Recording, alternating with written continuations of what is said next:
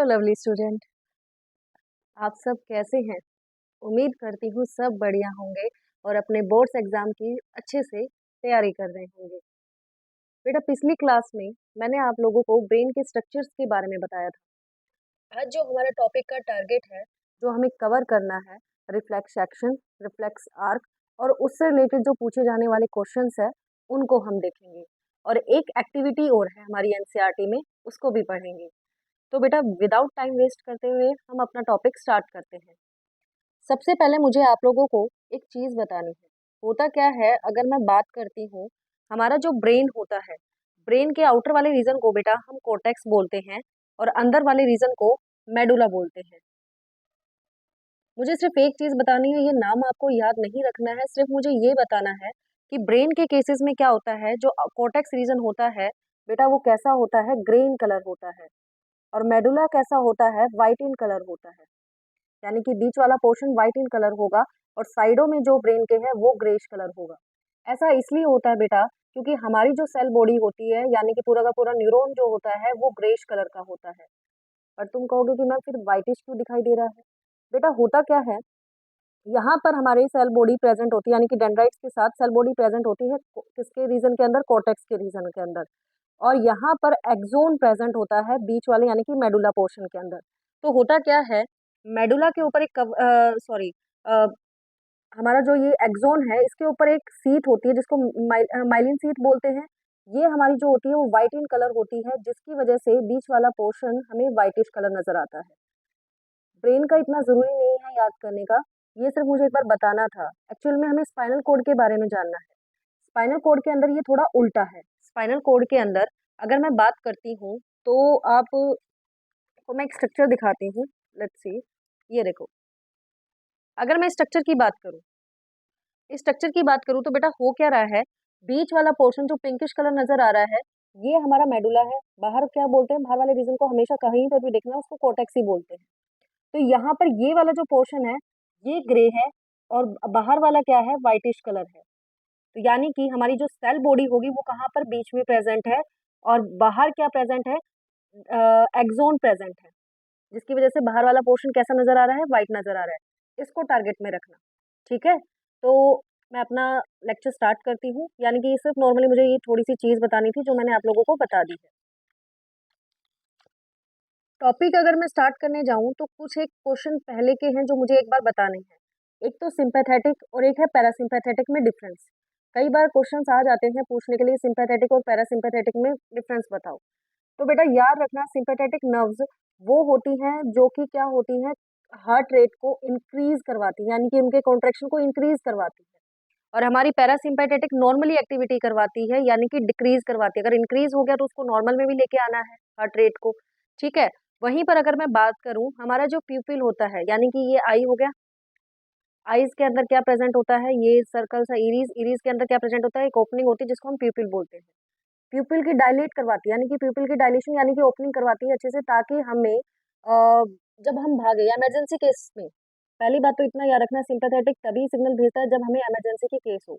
यानी कि हमारे पीछे कोई भी डॉग पीछे पड़ रहा हो या हमें किसी चीज से भी डर लग रहा हो, उस टाइम पे आपके हार्मोन, एड्रेनलिन हार्मोन और साथ ही साथ सिंपैथेटिक सिग्नल, ये दोनों के दोनों साथ मिलकर सारा चेंजेस लेके आते हैं आपकी बॉडी में। कई बार क्वेश्चन आ जाता है कि बताओ, एड्रेनलिन रिलीज हुआ तो बॉडीज में क्या क्या चेंजेस आएगा, या फिर सिंपैथेटिक ने एक्टिविटी करी तो क्या क्या चेंजेस आएगा। दोनों में कॉमन ही चेंजेस आते हैं। क्या होगा, प्यूपिल का साइड डायलेट हो जाएगा, मतलब चौड़ा हो जाएगा। किस वजह से? ताकि तुम आसपास की थोड़ी चीजों को थोड़ा सा भाप सको, ताकि तुम्हें, क्योंकि पता है खतरा है, तो उस टाइम पे हम चौकन्ने हो जाते हैं। इस पर्पज से क्या होता है, डायल्यूट पीपल होता है, ठीक है।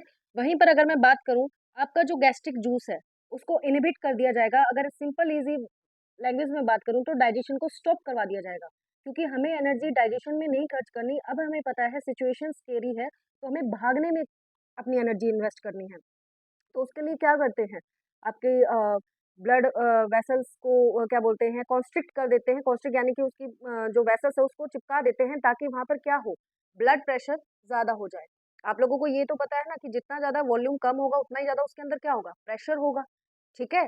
साथ ही साथ क्या करवाया जाता है, साथ ही साथ आपको रेस्पिरेशन रेट भी बढ़ा दिया जाता है ताकि आप जल्दी से इनहेल और एक्सहेल प्रोसेस करो, ज़्यादा से ज़्यादा अमाउंट में एनर्जी ले पाओ, ठीक है? तो ये हमारी सिम्पैथेटिक करवाती है। पैरासिम्पैथेटिक की अगर बात कराऊँ तो इसके अपोज़िट जस्ट नॉर्मल एक्टिविटीज़ करवाएँगी। तो थोड़ा-सा आप इसके थ्रू गो थ्रू हो जाना। मैंने आप लोगों को क्लियर कट पहले भी समझा दिया था, अब एक बार वैसे भी बता दिया है, ठीक है? वहीं पर हमारा कई बार एक क्वेश्चन देखने को मिल जाता है, सेरिब्रम और सेरिबैलम के बीच में डिफरेंस। सेरिब्रम और सेरिबैलम बैलम में इतना ध्यान रखना, सेरिब्रम जो होता है फर्स्ट लार्जेस्ट पार्ट होता है हमारा ब्रेन का। ब्रेन के अंदर जो सबसे बड़ा पार्ट होता है वो सेरिब्रम का होता है। सेरिबैलम का क्या होता है, वो सेकंड लार्जेस्ट पार्ट होता है, उससे छोटे वाला। वहीं पर अगर मैं बात करूँ, सेरिब्रम जो होता है आप लोगों की थिंकिंग प्रोसेस, अ, साथ ही साथ हियरिंग, स्पीच, साइट, स्मेल सब कुछ का जो रखता है वो सेरिब्रम रखता है। वहीं पर अगर मैं बात करती हूँ, सेरिबैलम की मैं बात करूँ, तो सेरिबैलम क्या करता है, आपके पोस्चर को मेंटेन करने में, इक्विलिब्रियम लाने की कंडीशन में ये काम सेरिबैलम करता है। तो आपको इतना पता चल गया होगा। हाँ, एक और पॉइंट याद रख लेना कि ये फोर ब्रेन का पार्ट है और हिंड ब्रेन का पार्ट है।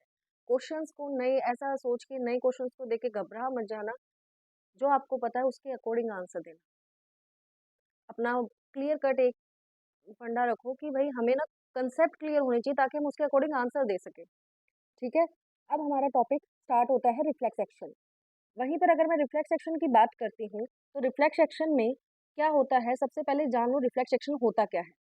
रिफ्लेक्स एक्शन बेटा एक सडन एंड इनवॉलेंटरी रिस्पॉन्स होता है। सडन यानी कि एकदम से क्विक रिस्पॉन्स वाले को हम क्या कहते हैं, जो कि स्टिमुलस के अगेंस्ट जो रिस्पॉन्स होता है वो भी इनवॉलेंटरी, जो कि इनवॉलेंटरी यानी कि हमारे कंट्रोल में नहीं है, हम कंट्रोल नहीं कर रहे, वो एकदम से अपने आप ऑटोमेटिकली हो जाएगा। उसको हम क्या कहते हैं बेटा, रिफ्लेक्स एक्शन कहते हैं। दो टाइप्स में रिफ्लेक्स एक्शन होते हैं। पहला अगर मैं रिफ्लेक्स एक्शन की बात बताऊं, तो पहला क्या होता है, स्पाइनल रिफ्लेक्स एक्शन। दूसरा क्या होता है, सेरिब्रल रिफ्लेक्स एक्शन। एक्चुअल में तुम कहोगे कि मैम ये सेरिब्रल स्पाइनल क्या है ये। एक्चुअल में बेटा मुझे ये समझाना है कि कौन सी चीज तुम्हारे ब्रेन के द्वारा कंट्रोल की जा रही है, कौन सी तुम्हारे स्पाइनल कोड के द्वारा कंट्रोल की जा रही है। क्योंकि एनसीईआरटी ने क्या किया है, क्लियर कट ये चीजें नहीं लिखी है कि स्पाइनल नर्व्स है या सेरिब्रल नर्व है। उसने सीधा ये बात बोल रखा है कि जैसे स्नीजिंग हो गया, मुंह से पानी निकलना, स्लाइवा यानी कि, वहीं पर अगर मैं बात करूँ वाटरी निकलना, साथ ही साथ मैं बात करूँ स्नीजिंग, तो ये क्या कर रखा है एनसीईआरटी ने, इसका मेंशन कर दिया। बट ये हमारे कहीं ना कहीं हमारे ब्रेन के द्वारा कंट्रोल हो रहे हैं, हमारा ब्रेन ये रिफ्लेक्स एक्शन करवा रहा है, ठीक है? तो हमें थोड़ा सा उसमें लिटिल बिट पता होना चाहिए। सिंपल सा है, इजी है, सो डोंट बी पैनिक, ठीक है? कि इतना सारा कैसे याद करेंगे, सिर्फ कंसेप्ट समझो, लिखना तुम्हें अपने लैंग्वेज में है। क्या होता है, स्पाइनल रिफ्लेक्स एक्शन का मतलब होता है जो स्पाइनल कोड के द्वारा कंट्रोल हो रहा है, यानी कि उसका जो एनालाइज कर रहा है वो स्पाइनल कोड कर रहा है। सेरेब्रल रिफ्लेक्स एक्शन वो होता है जो कि ब्रेन के द्वारा कुछ एक्टिविटीज होती है, जो ब्रेन करवाता है कुछ रिफ्लेक्सेस, जैसे कि आंखों का झपकना, कुछ जैसे ही कुछ अनवांटेड चीज चलेगी तो आप लोगों की आंखें झपकने लग जाती है, आप खुद नहीं झपकाते, अपने आप ही झपकने लग जाती है, ठीक है? तो ये कहीं न कहीं ब्रेन की वजह से हो रहा है, ठीक है? तेज़ रोशनी आ रही है, एकदम से आपकी आँखें जो हो जाएँगी, पीपल जो का साइज़ होगा वो श्रिंक हो जाएगा। ये भी कौन करवा रहा है? ब्रेन ही कहीं न कहीं करवा रहा है, ठीक है? ऐसे में इसकी एग्ज़ाम्पल पढ़ लेते हैं, जैसे कोई गरम चीज़ में आपने हाथ लगाया, एकदम से जो आपका रिस्पॉन्स आएगा, एकदम से टच करते ही एकदम से जो हटने का रिस्पॉन्स आएगा, वो भी आपका कौन कंट्रोल करवा रहा है? वो स्पाइनल कॉर्ड करवा रहा है, यानी कि वो स्पाइनल के द्वारा रिफ्लेक्स एक्शन है। आगे बात समझ में इतनी? एक और टर्म आती है कि रिफ्लेक्स आर्क क्या होता है? तो मैं आपको ईज़ी लैंग्वेज में समझाने की कोशिश करती हूँ। मैं अपना डायग्राम लेके आती हूँ, जो एनसीईआरटी में हमारा डायग्राम है। होता क्या है, यहाँ पर ये हमारा क्या है बेटा, ये हमारा स्पाइनल कोड है। स्पाइनल कोड ऐसे आता है, ये हमारा सेंट्रल नर्वस सिस्टम ब्रेन हो गया, सेंट्रल नर्वस सिस्टम ब्रेन हो गया, साथ ही साथ ये स्पाइनल कोड हो गया। स्पाइनल कोड को मैं ऐसे कट करके देखूँ तो मुझे कुछ ऐसा स्ट्रक्चर नज़र आएगा, ऐसा। और यहाँ पे अंदर मुझे कैसा ग्रेइश कलर नज़र आएगा, क्यों नज़र आएगा? क्योंकि अंदर सेल बॉडी जो है वो इस पोर्शन में प्रेज़ेंट है। आगे बात समझ में? हो गया इतना? मैंने बीच में से कट करके देखा। अब हो क्या रहा है बेटा, यहाँ पे हमें क्या देखने को मिलता है कि जैसे ही हमने कोई गर्म पैन पे या किसी पे हाथ लगाया, तो ये हमारा रिसेप्टर्स है। स्किन हमारी रिसेप्टर हुई, स्किन के थ्रू हमारी जो सेंसरी न्यूरॉन है, वो लेके जा रही है, यानी कि ये हमारी क्या हुई, सेंसरी न्यूरॉन। सेंसरी न्यूरॉन वो न्यूरॉन होती है जो बेटा सिग्नल लेके जाएगी। वो न्यूरॉन सीधा लेके किसके पास आती है, सेंटर में लेके आती है, यानी कि किसके पास, स्पाइनल कोड के पास, ठीक है? स्पाइनल कोड में एक और न्यूरॉन होता है जो कि एनालाइज करेगा, जिसको हम रिले न्यूरॉन कहते हैं या फिर इंटर न्यूरॉन कहेंगे। वो एनालाइज करेगा कि ठीक है, क्या चीज़ है, क्या नहीं, क्या एक्शन लेना है उसके अकॉर्डिंग। जैसे ही वो एक्शन ले लेगा उसके बाद वो वापस मोटर न्यूरॉन के थ्रू सिग्नल भेजेगा उसी के हाथ के मसल सेल के पास या मसल्स यानी कि इफेक्टर के पास भेजेगा और क्या करवाएगा, मूवमेंट करवाएगा। एकदम से सडन मूवमेंट होगा वो करवाएगा। यहाँ पे कितने न्यूरॉन इन्वॉल्वमेंट हुए हैं, कितने टेक पार्ट किए हैं? 1, 2, 3 न्यूरॉन ने टेक पार्ट किया है। ऐसे ही मतलब बहुत सारी नर्व्स होंगे, ऐसा बात सिंगल नहीं है ये। फिलहाल के लिए मैं बात कर रही हूँ कि 3 न्यूरॉन ने कनेक्शन करवाया है। आगे बात समझ में? इसी को ही हम क्या कहते हैं, जो पाथ फॉलो किया गया है इम्पल्स के द्वारा, वही हमारा क्या कहलाता है बेटा? रिफ्लेक्स आर्क कहलाता है। आप लोगों को इतना क्लियर हो गया? ठीक है। एक चीज़ बताई थी मैंने, आप लोगों को कहा था कि इस टॉपिक को थोड़ा-सा ध्यान रखना कि होता क्या है, मैंने सूडो यूनिपोलर का नाम बताया था। सूडो यूनिपोलर कहाँ प्रेजेंट होता है?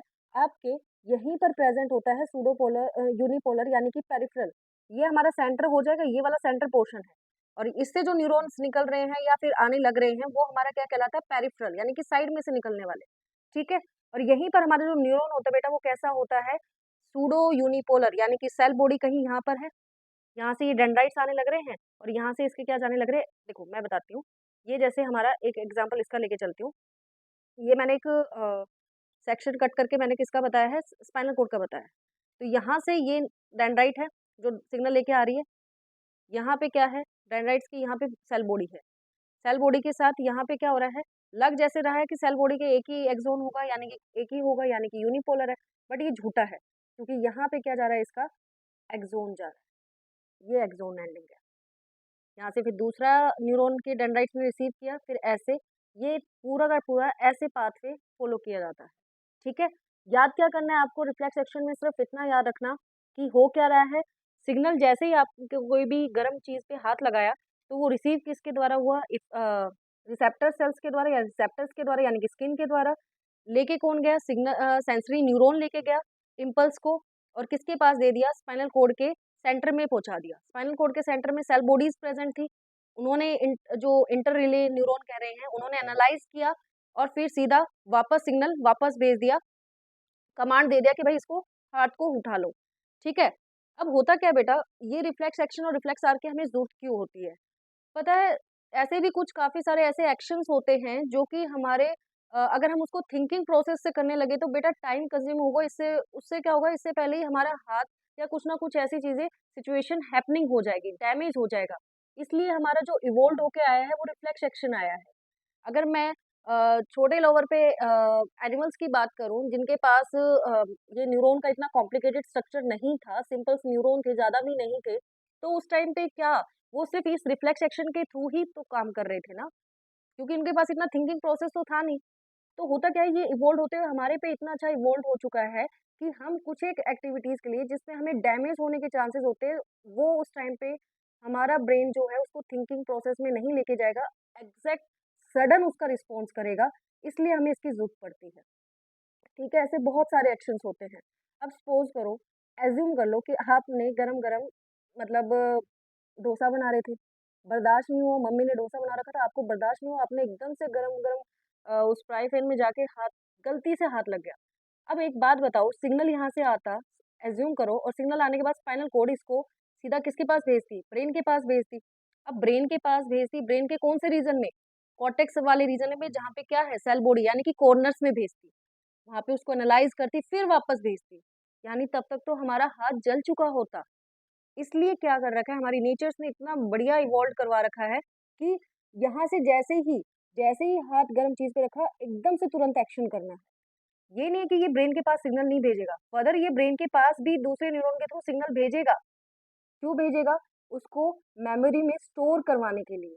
क्यों स्टोर करवाने के लिए? इन फ्यूचर में जब भी आप कुछ उस गरम तवे पे हाथ रखने जाओगे या गरम फ्राई पैन पे हाथ रखने जाओगे, आपको उसका जो जलन है, उससे जो हार्म होने वाला है, उसका जो खतरा है, वो आपको याद आने लग जाएगा, एज़्यूम आने लग जाएगा। जिसकी वजह से आप उससे पहले ही वाकिफ़ हो जाओगे, उससे पहले ही दूर हो जाओगे। आगे बात समझ में?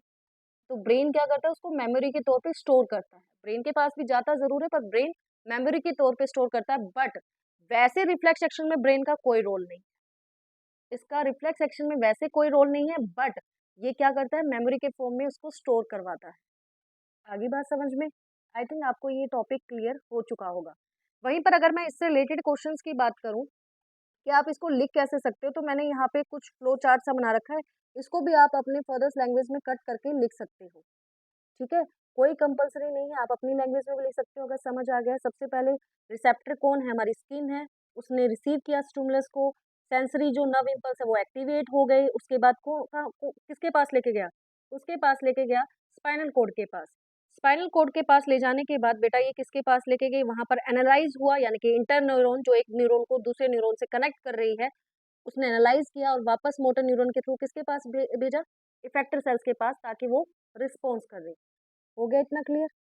चलो, अब हमारे कुछ सर्बल रिफ्लेक्सेस हैं, उनको भी जान लेते हैं। सबसे पहले एडवांटेज जान लो रिफ्लेक्स एक्शन के क्या एडवांटेज है। अगर मैं एडवांटेज की बात करूँ रिफ्लेक्स एक्शन की, तो भई सबसे पहली बात तो इम्पोर्टेंट है सर्वाइवल के लिए, एनिमल्स के लिए, ठीक है? दूसरी बात करूँ तो भई ब्रेन पे पहले ही इतना ओवरलोडेड होता है, तो कुछ तो मिनिमाइज़ हो रहा है। हमने एक के उसका थोड़ा-सा काम हमने घटा दिया है, ठीक है?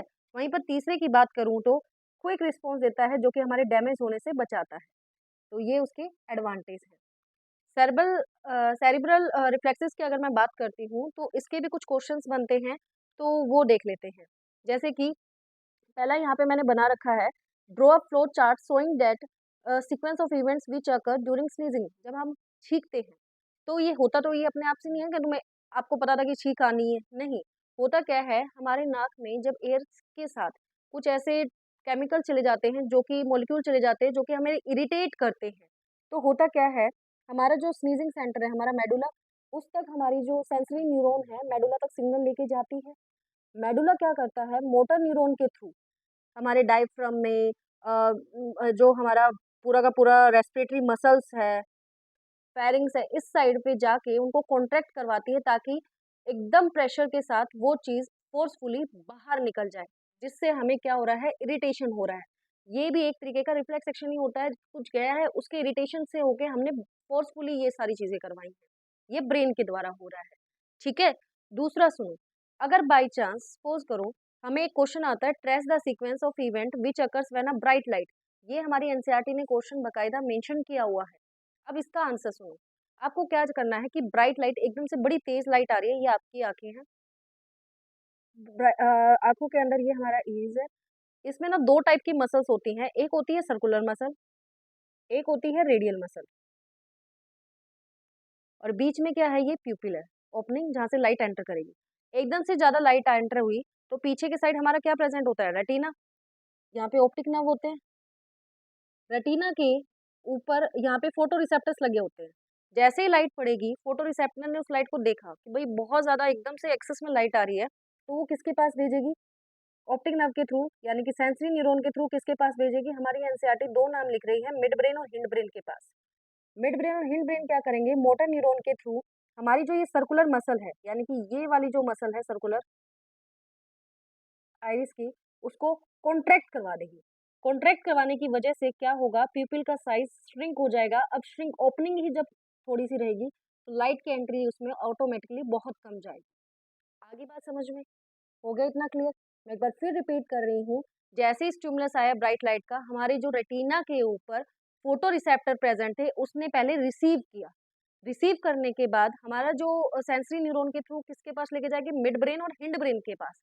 वो क्या करेंगे, मोटर न्यूरॉन के थ्रू सिग्नल भेजेंगे और जो ये सर्कुलर मसल है, उसको कॉन्ट्रैक्ट करवाएँगे। कॉन्ट्रैक्ट करवाने की वजह से क्या होगा, प्यूपिल का साइज़ छोटा-सा हो जाएगा, जिसकी वजह से लाइट की एंट्री बहुत कम होगी। आगे बात समझ में? चलो, एक और क्वेश्चंस 1-2 क्वेश्चंस और बनते हैं, वो और कर लेते हैं साथ के साथ।